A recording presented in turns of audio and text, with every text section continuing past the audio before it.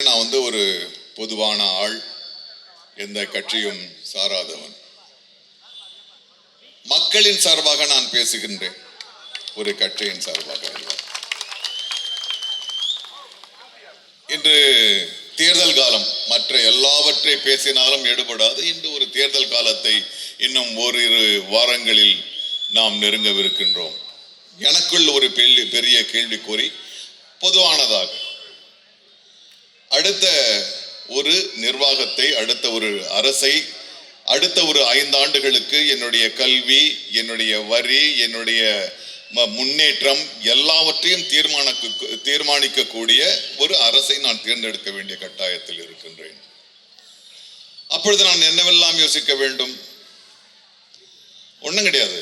ஒரு ஒரு ஒரு ஷர்ட் வாங்க போறீங்க, இல்ல ஒரு புடவை வாங்க போறீங்க, எத்தனை கேள்விங்க. இது சாயம் போகுமா, ஒரிஜினல் பட்டு தானா, இல்லை இது கஞ்சிபுரம் பட்டா, இல்லை டூப்ளிகேட்டா, எவ்வளோ கேள்வி. நஞ்சு போவோம். நீங்க என்னதான் பத்திரப்படுத்தி வச்சிருந்தாலும் 10 வருஷம் தாங்கவும் போயிடும். ஆனால் நம் வாழ்க்கையை தீர்மானிக்கின்ற, என்னுடைய வாழ்க்கை மட்டுமல்ல, நாம் சார்ந்திருக்கிற 7 கோடி தமிழர்களின் எதிர்காலத்தை 5 ஆண்டுகளுக்கு தீர்மானிக்கிற ஒரு அரசை தேர்ந்தெடுக்கும் போது என்னென்னலாம் கேள்வி வர வேண்டும். ஆனால் நாம் அந்த கேள்விகள் கேட்பதில்லை. அவன் சொன்னா, இவன் சொன்னா அப்படின்னு சொல்லி அவன் உணர்ச்சி வசப்பட்டு இது அப்படியே நம்ம எடுக்கிறோம். கிடையாது. எனக்கு இந்த கேள்விகள் வரும் பொழுது நான் யாரை ஆதரிப்பது? கட்சிகள் இருக்கின்றன, மற்ற கட்சிகள் இருக்கக்கூடாது, நம்ம ஒரு கட்சி தான் இருக்கணும்ன்றதெல்லாம் கிடையாது. கட்சிக்கு ஒரு கொள்கை வேண்டும், கட்சிக்கு ஒரு கொள்கை வேண்டும். அப்பொழுதுதான் நீங்கள் வேற கட்சி, நான் வேற கட்சின்னா எப்படி மாறுபடுவோம்? உங்களுடைய கொள்கை வேறாக இருக்க வேண்டும், என்னுடைய கொள்கை வேறாக இருக்க வேண்டும். ஒன்றாக இருக்க வேண்டும் என்ற அவசியம் இல்லை, ஆனால் ஒரு கொள்கை இருக்க வேண்டும். ஆனால் இப்போது என்ன?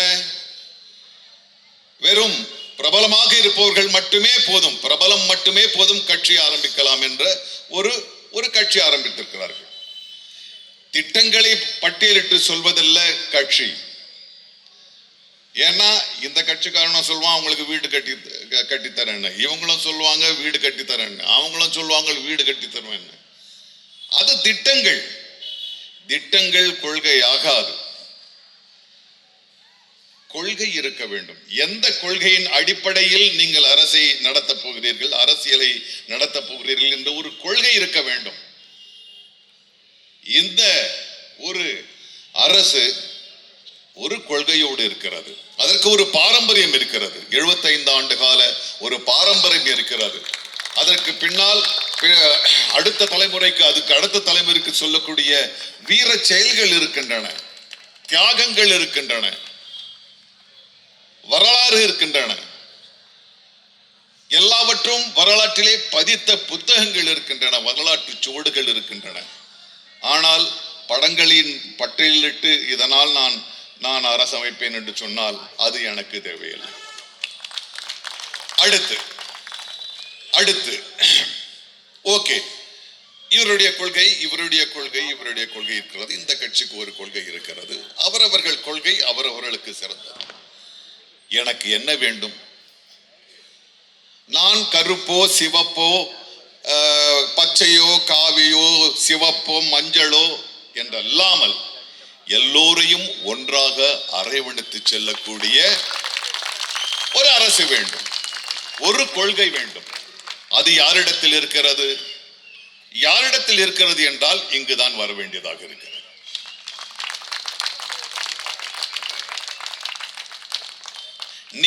நீ நம்புகின்ற, நீ உன்னுடைய நம்பிக்கையை வைத்து நான் உன்னை புறந்தள்ளுவேன் என்றால் அது எனக்கு வேணாம். இன்றைக்கு என்ன தேவைப்படுகிறது? கல்வி தேவைப்படுகிறது, பொருளாதாரம் தேவைப்படுகிறது. இந்த இரண்டு தான் முக்கியமே தவிர உங்களுடைய எந்த வேர் விட்டீர்கள் என்பது அல்ல. நான் நடிக்கிறேன், இல்ல நீங்க வியாபாரம் பண்றீங்க, அவங்க ஆசிரியரா இருக்காங்க, எல்லாரும் நம்ம நீங்க யாரு என்னன்னு கேட்டா நான் நடிக்க முடியும்? என்னுடைய நடிப்பை எல்லாரும் பாராட்ட வேண்டும். என்னுடைய கடையில அரிசி வாங்கினா எல்லாரும் நல்ல அரிசி வாங்கணும், அப்படித்தான் இருக்குமே தவிர எந்த காலத்திலும் வேறுபாடு என்பது நமக்கு தேவையே அற்றது. நமக்குள் தேவை கல்வி, பொருளாதாரம், சுயமரியாதை, இதுதான் தேவை.